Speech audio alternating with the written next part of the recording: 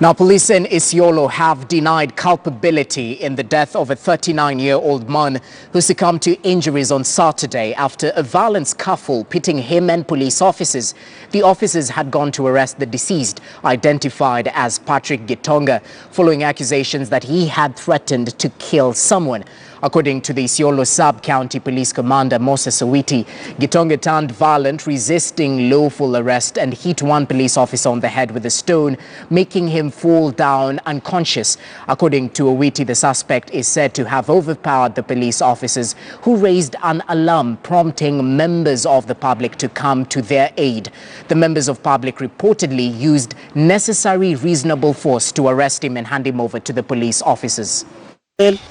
Wakati walitoka walimpeleka cell saa 8 wakasema amesindiwa, wakampeleka hospitali kitambo wa follow the procedure apelekwe kwa ward. Pati alikuwa ameshakufa.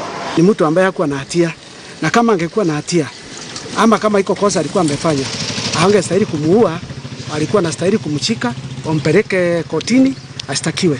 Niombe askari wetu wasiwe wanatumia nguvu zaidi juu kama hii ni maisha ya kijana mdogo wamepoteza, na ni kijana alikuwa na future yake.